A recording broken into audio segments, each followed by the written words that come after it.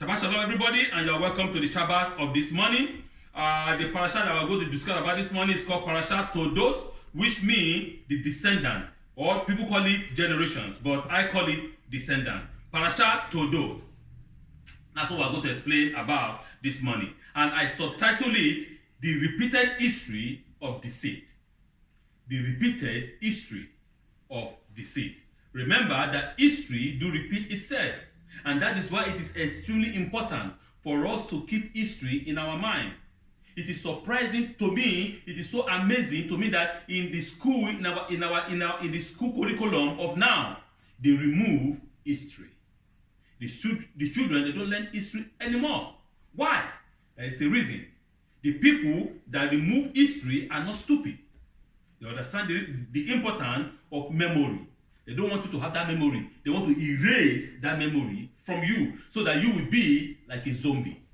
They can be able to manipulate you. When all the work of our forefathers, remember the work, let's say for example, back then in the 80s, in the 70s, even though early 90s, they still teach history about the Second World War, right? Oh, this is what happened during the Second World War. A lot of people die. It is not good. War is terrible. War is horrible. But a lot of destruction of life and properties that go into the mind of the children, right? And they be molded like that, and they grow and they know that, oh, my forefathers fought for this and this and this against Nazism. My forefather fought against Hitler. My forefather conquered Hitler because of his evil mind against the world. That this is not good. That is very, very bad. They have what is called, this immune system against war. They begin to build. They begin to have the understanding that war is evil. That war is not good. That nothing good comes out of destruction of life and property. And they will do everything possible to have shalom, to have peace, right? But when the people who are not stupid, they understood this. The business, the big companies that make business, that make money through blood, through production of what? Of weapons. So if there is no war, you don't need weapon, no? You need weapon because of war. That is it. But if there is no war, no weapon, and if there is no weapon, their business will not grow. No? Their business will be destroyed. So what they do is to do what? To tell the teachers and all of them, remove history. Don't teach them anything like that. Why are you teaching children? Why are you teaching all these people? Remove it. We don't need it. And then when they begin to remove all those things, children doesn't learn anything about war. When they see war, they think it's funny. They think war is good. They think shedding of blood is some kind of a kind of a video game. It's not a video game. It's life being lost. And so those people begin to sell more weapons for war, for destruction, and their business and their begins to grow, and their money, they grow out of control. Right? That is the danger, and we are in it. But God is telling us this morning, no, we have to remember history, because history do repeat itself. And this is where we are going. The repeated history of deceit. And Rebekah took the choicest garment of Esau, her eldest son, which were with her in the house, and put them upon Jacob, her younger son. Genesis chapter 27, verse 15. It is well known fact that history repeats itself, but nowhere it is more apparent than in our Torah, because the Torah is filled with that. It seems that one of the most common themes that links generation to generation is deceit. Instead of the word begat, we could easily insert the word deceit, or another word with the same meaning, to paint a picture of our family tree. If we look at our family tree, the family tree of the Hebrew people, our family tree, let's say starting from Abraham Avinu, our family tree is filled with deceit. It's filled with lies. It's filled with, it's not good, I would say. Because this deceive this deceive this, this deceive this deceive that. It is in our in a family tree.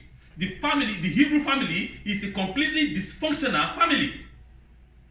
And that is the problem. It's not a cohesive family. It's always a dysfunctional one. Take it for example. The serpent beguiled Eve, right? Eve deceived Adam, no?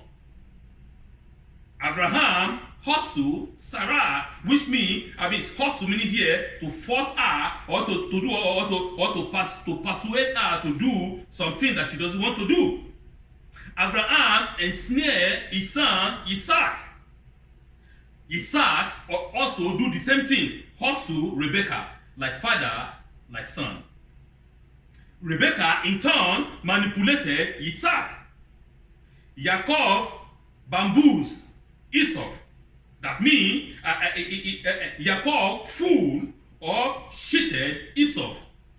And then Yaakov duped Isaac. Son duped his father. No? Let's continue. Laban the Aramean. Laban and Leah tricked Yaakov. You see? So it continues. And Joseph shafted everyone. That means, and Joseph was also shafted. You see? It continues. If we took out the deceit and the scheme from these stories, we wouldn't have been expelled from the garden. We wouldn't have ended up in Egypt. And therefore, we wouldn't have made it to the land of Israel. You see? The God from Adam continue non-stop. This history begins to repeat itself again. For how long? For how long will man never learn from his mistake? Why do we keep history? So that we will not fall in the same trap. Why do we have the Torah? We have the Torah because God doesn't want us to fall in the same trap. It continue again. But he wants us to make a break of that deceit, that rolling that never stops. God say, no, enough is enough. I'm going to give you the Torah of history so that you have this history in your mind and that will be embedded in your mind, in your brain, so that you will not forget what I did for you in Egypt. Remember, I did this for you. If we don't have the Torah, right? You will say, oh, Egypt is 3,000 years ago. I forgot about it. No. God said you cannot forget what I did for you. Because of you, a lot of Egyptians died. Remember that. Because of you.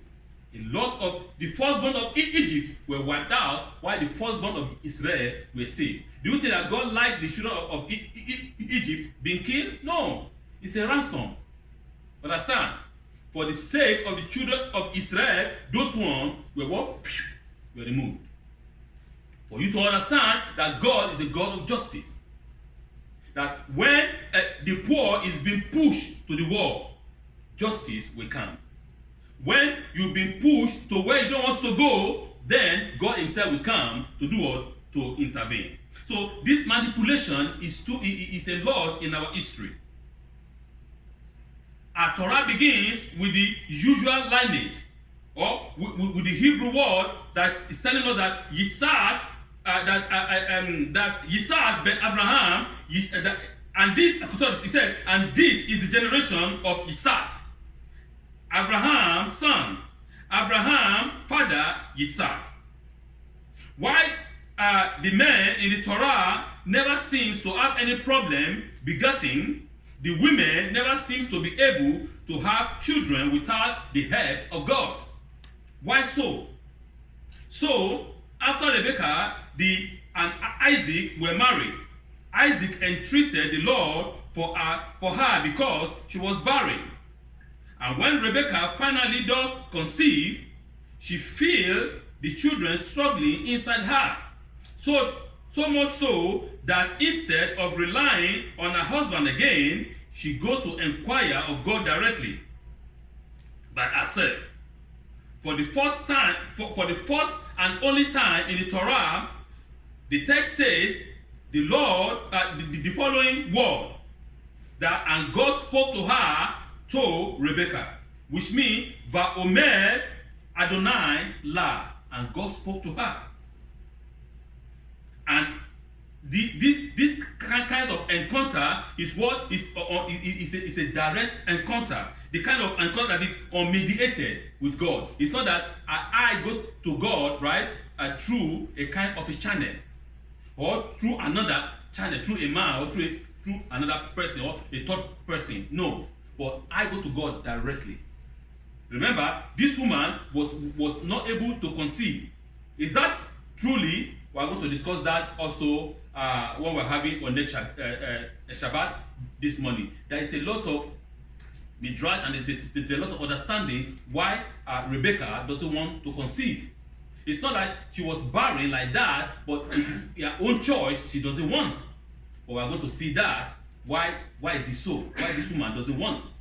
But there is a very thing that is very, very deep that we have to understand what the Torah is telling us.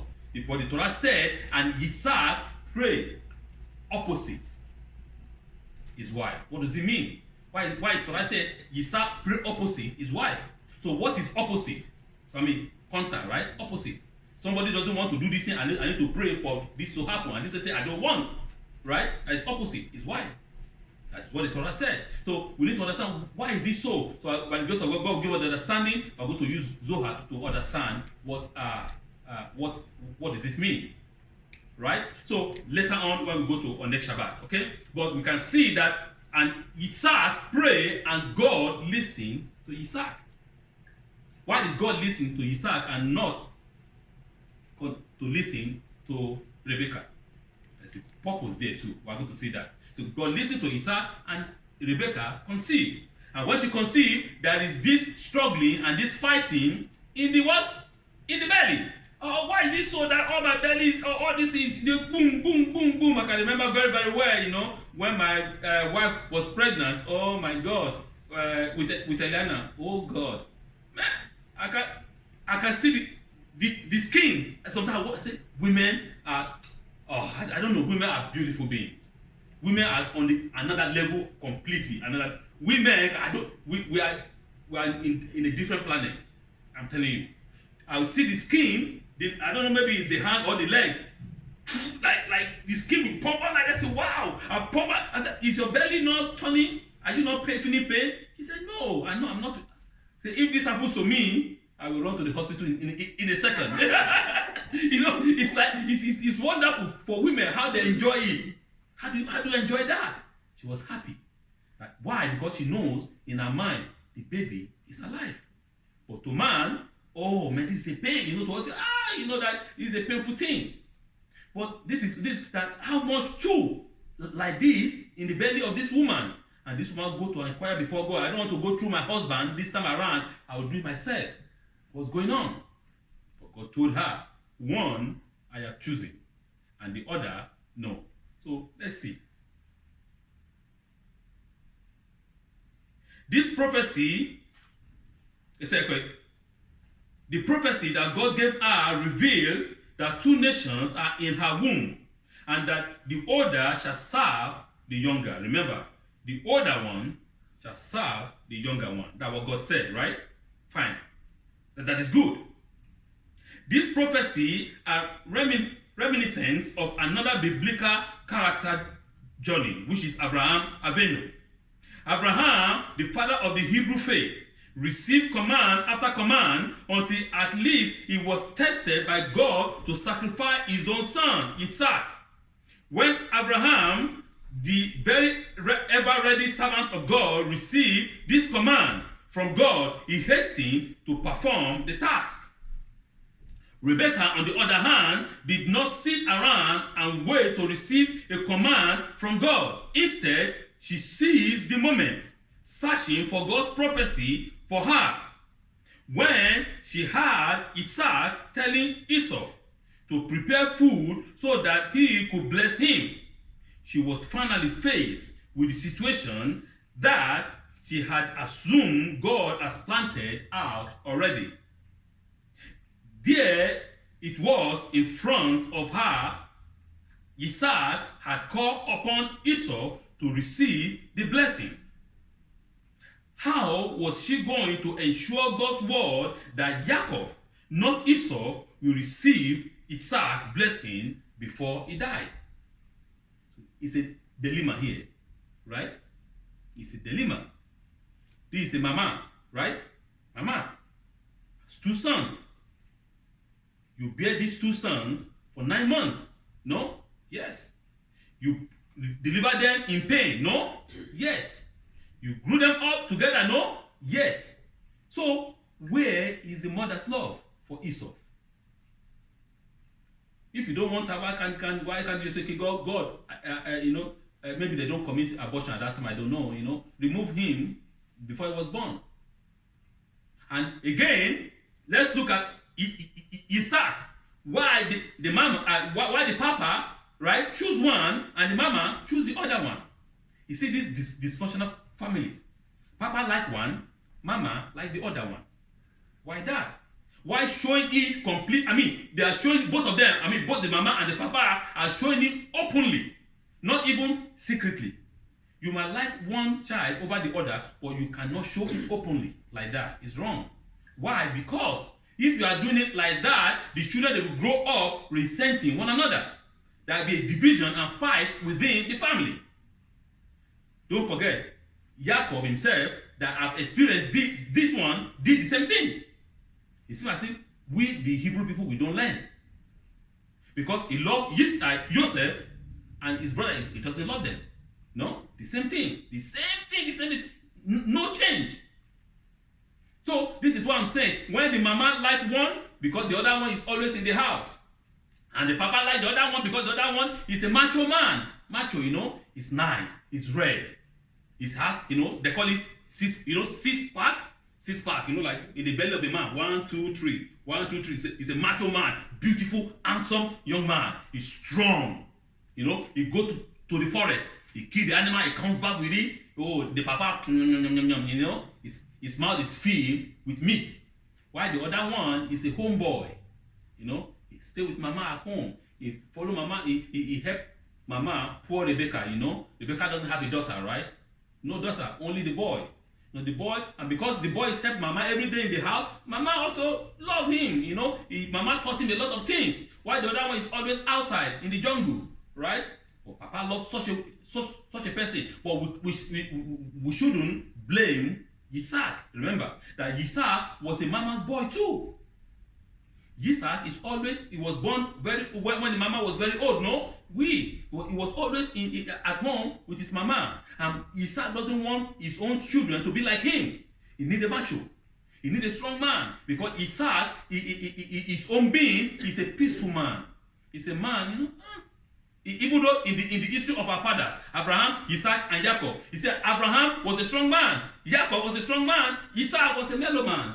It's a calm person. So this is what I'm saying. Isaac doesn't want such a person to be his legacy. To inherit everything. So that's why he loved the macho man. He loved Esau because Esau can stand like his father. Esau reminding him of Abraham, who is always ready to fight, to kill everybody. To do what? To defend itself or himself. But Isaac is not like that. He's a calm, easy man, and Jacob is a calm man like that. Okay, this one remind me of myself.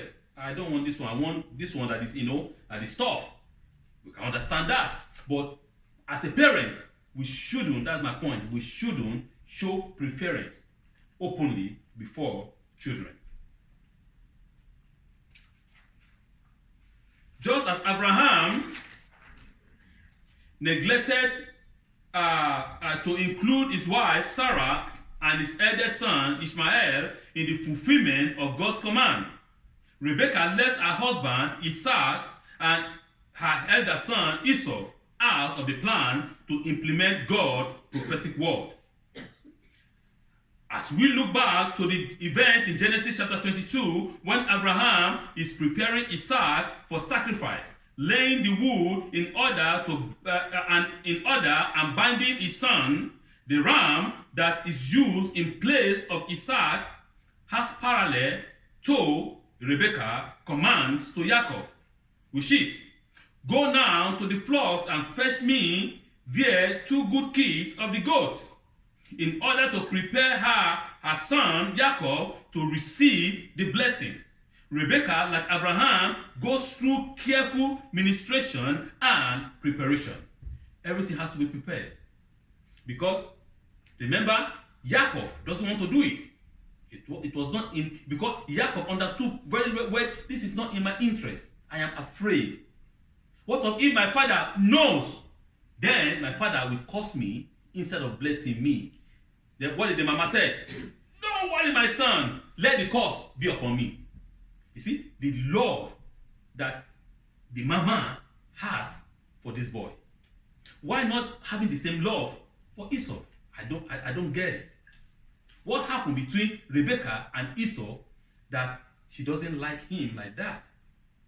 What happened between Jacob and Isaac that Isaac doesn't even like Jacob like that?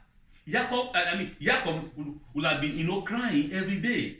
Oh, my poor me. My father doesn't like me. What did I do wrong? Because everybody wants to be like their father, no? That is it. Yeah, see, why is it that only my father loves my brother every day than me? I try all my best, but my father doesn't want to even see me. He doesn't like me. He hates me. I need to use trick to take something out of him. What is going on? What did I do wrong or what did I do right? You see, we can be imagining a lot of things that might be going on in the mind of these two children. Why the other one is what? He doesn't care. Oh, I don't care about my mama, but I care about my what? My father. I love my Esau. Yes, the Torah speaks for itself. Esau loved his father so much. No. Esau does not play with his father. He loved his father so much. And the father do what? Reciprocate. The father loved Esau so much. Because they are like pally. But what is wrong in this family? Why this family always filled with deceit? Why do we repeat the history of deceit and lies over and over and over again? And Rebekah took the choicest garment of Esau, her son, her eldest son, which were with her in the house, and put them upon Jacob, her younger son. And she put the skin of the kids of the goat upon his hand and upon the smooth part of his neck. And she gave him the savory food and the bread which she had prepared into the hand of her son Jacob. The Midrash Rabbah again depicts Rebekah as one who is directly involved with God. What the Midrash states regarding the verse, and she gave him the savory food, is that she accompanied him as far as the door and then said to him, "Thus far I owe thee, my son," or my aid. "From here onward, thy Creator will assist thee." Which means, after doing everything, preparing all the meat, everything, he said, okay, let us, I have done all my best for you. From this door, inside, it is you and God. Me, as your mama, I have done all the best because I understand, I remember the prophecy. The prophecy said, the younger shall serve the elder. But the issue is, must we put our hand in it? God has said, right? Jacob, I love. Esau, I hate. Let God do his work. Leave God alone. Anytime human beings put their hand in the work of God, we spoil it. Because if not because of the smart, the elder brother would have killed the younger brother because of what the mama did. And now the mama begins to cry, hey, the Esau want to kill Jacob. Of course, yes. Esau will kill Jacob because you caused it. Because you allow him to take my blessing.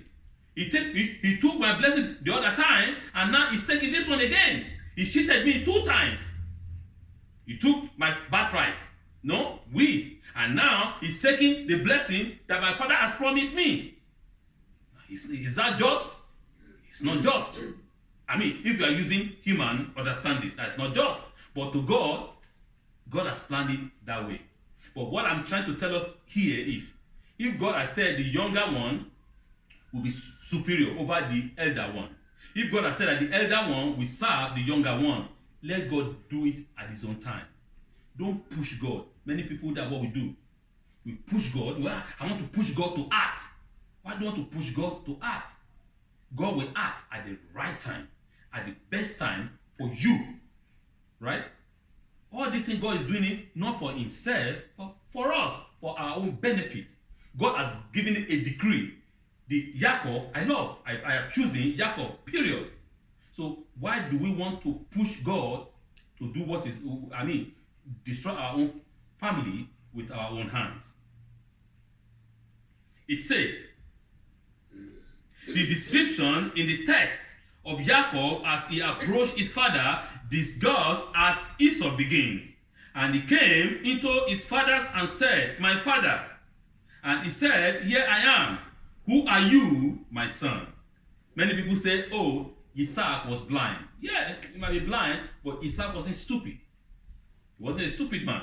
He might not be able to see clearly because of age. Yeah, it's normal, right? But Isaac wasn't a stupid man. If Isaac said, here am I, who are you? Do you think that Isaac doesn't recognize the voice of Esau? It's not stupid. He recognized the voice of Esau. He knows this is not Esau. If Isaac want to curse Jacob, he'll have cursed him than there, because he knew he's not stupid. The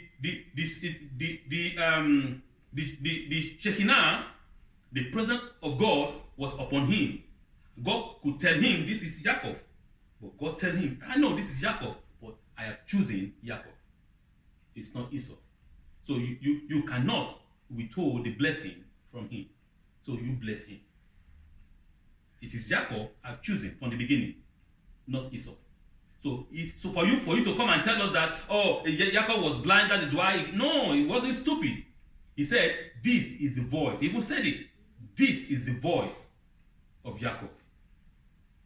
But the hand is the hand of Esau. What is going on here?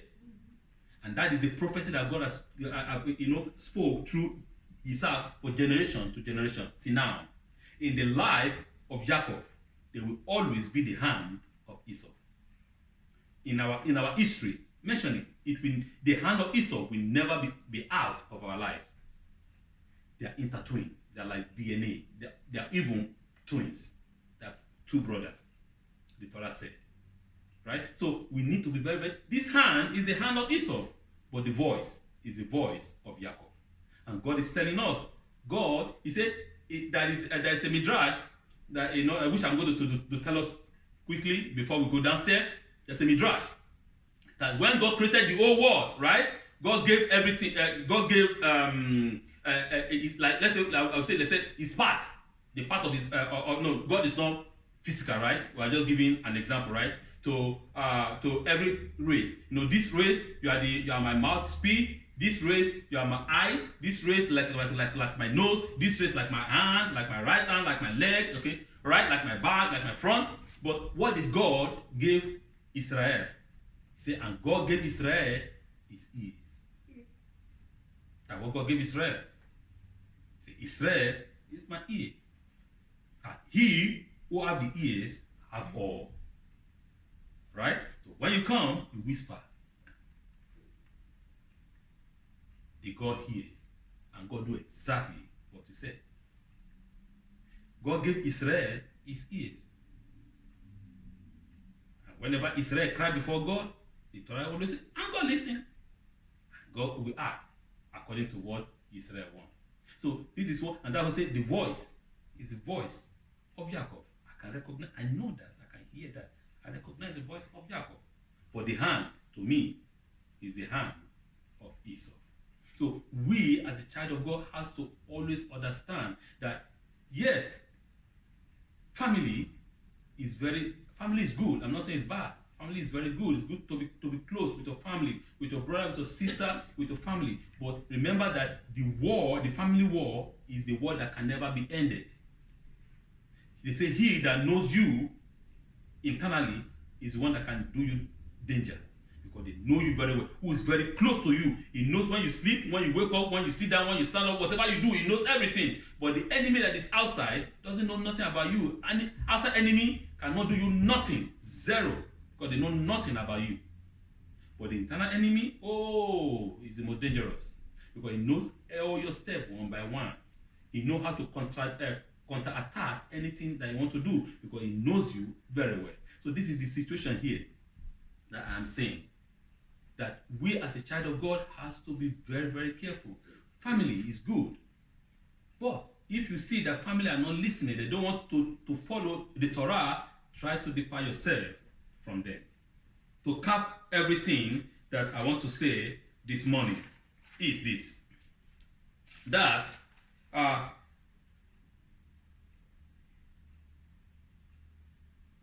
not only is Jacob sent to bring the savory meat to Isaac, but the skin of the goat disgusts him as a sacrificial animal itself, recreating the role Isaac played to his father in the Akedah. The plan that enabled Rebekah to secure Jacob's place as the son who received the blessing from Isaac is the same plan that later caused Jacob to be confronted with his own death when he met up with Esau, the brother he deceived, and the 400 men with him. Another near sacrifice. All of the detail that suggests Rebekah's active involvement in this parasha lead me to conclude that Rebekah, like Abraham, is portrayed as a model of faith, not religion, for us to consider. Her forthrightness, her willingness to see God's prophecy fulfill rivals that of other God-fearing characters in the Torah. But the question is, at what cost? That is the question. Yes, you want to fulfill the prophecy of God. You want the prophecy of God to be fulfilled in your life. The question now is, at what cost? At the cost of the destruction of the family? Because at the end, this guy left and the other one go, and it's only you and your husband. You lost two of your sons, right? Because of this. At what cost? I know we might not know what is going on in the mind of Rebekah, right? We might not know what she has input in her soul. I don't know. But the issue here is we as parents should be very, very careful. We cannot, with our hand, destroy our family. And just as we struggle with the story of the Akedah with Isaac, we must also wrestle with the choice that Rebekah made. All of the Genesis tales provide us with endless moral dilemmas. Exactly. In order to understand each character's motive, we must first contend with the fundamental question of why the writer or the writers of the Torah wove tales of deceit into the fabric of our text, linking generation to generation in such an intriguing way. Only then may we begin to understand the significance of Rebekah's actions and how they relate to our history, the generation of the Hebrew people. So we need to understand that, yes, we don't know what actually is going on in our mind. But the point is, at what cost can you or do you want the prophecy of God to be fulfilled? But what I want us to understand is that I don't want us to, when God has prophesied, when God has said, this is what is going to happen. Remember the Torah said, the word of God will not return void unto him. No. Let it go. Let the word of God come to pass at this right time. Don't force it. Don't force the hand of God. Don't force God to act. God will act at the right time. When we compare Isaac's personality with that of his father Abraham, Abraham comes across as a doer, a man of action, while Isaac, on the other hand, seems to be a rather passive nature. He accepts the things that happens to him as they occur. For instance, the Akedah, the binding. But as the old says goes, still water run deep. Isaac is a passionate man. Abimelech realized that Rebekah is not Isaac's sister, but his wife when he sees them being intimate with each other. When Rebekah was barren, Abraham did not behave like a man of action. He just simply accepted his lot. There is no evidence in the Torah that he petitioned the Holy One, blessed be He, to take away Sarah's infertility. Isaac, on the other hand, does not accept Rebekah's barrenness and pray to the Holy One to grant her a child. When the Philistine became jealous of Isaac, blocking off his father's well and kicking him out of town, Isaac does not accept this situation. So what am I saying here? Abraham is a man of action. Isaac is rather a passive man, a gentleman. A man, leave me alone, don't push me. I'm very content, I'm happy with what I have. Just leave me alone. But Abraham was not a man like that. Abraham was a man of action. A man that if you make a mess, he deal with you. Abraham doesn't take nonsense from nobody, right? But Isaac, he's rather a simple man. But we can see the difference between Isaac and and Abraham. When Sarah was barren, right? It was never written. I don't know if it happened, but the Torah did not write that Abraham went and asked God, please make my wife, if my wife doesn't have a baby, I need a baby. Let my wife have a baby. No, there's nothing like that in the Torah. Abraham doesn't care about that. Because, I have a son through another woman. I have a son through Hagar, right? Okay, Ishmael, I love Ishmael. It's good for me. Sarah, you can do whatever you want to do, right? Until God Himself came and said, Sarah will have a son. But in the case of in the case of Isaac, it wasn't like that. Isaac went to do what? To intervene. He said, God, I want my wife to do what? To have a baby. And it was so. So, and we can also see that what happened to Abraham, the same thing happened to Isaac by Abimelech taking their wives. He doesn't go to war with the Philistines as Abraham might have done. No, Isaac's way is more pragmatic. He's not a warrior. Abraham was a warrior, fight. But Isaac is a gentleman. He reopened the well that Abraham has dug, calling them by the name given to them by his father. By this act, Isaac is asserting his proprietary right. This is an act of defiance. Isaac does not use physical force in overcoming the Philistines or the Canaanites at that time, nor does he succumb to their bullying tactics, but offer a passive resistance. It is as if the Philistines or the Canaanites are rather more than a nonsense, like a fly that keeps buzzing around Isaac's head. This is Isaac's strength. He simply doesn't let anyone get the better of him. If something is destroyed, don't cry about it. Rebuild it. That is the message I want us to understand this morning.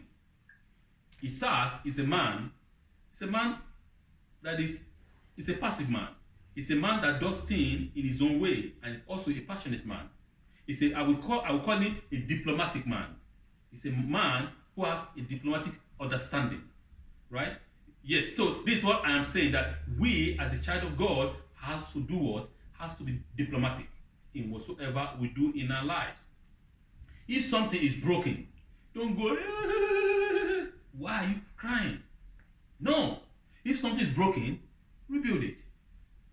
Don't cry. Don't let anyone get the better of you. No. Don't let people bully you. No. Don't cry over it.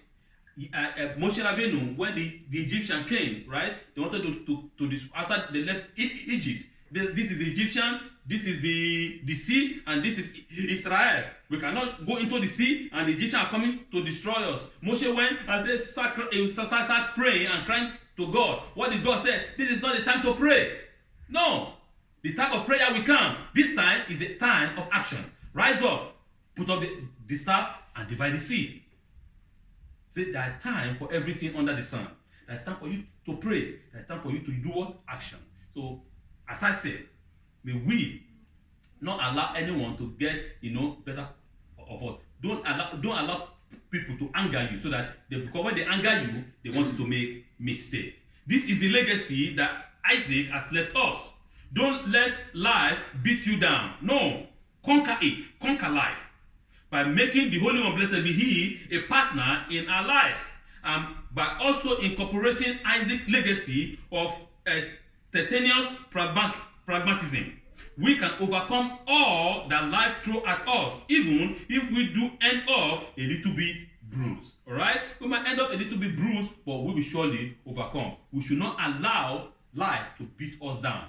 We should conquer it. Parshas Toldot. Parshas Toldot, the repeated history of deceit. It is in our life, it is in our DNA, but we as a child of God should rise up above it. Shabbat Shalom.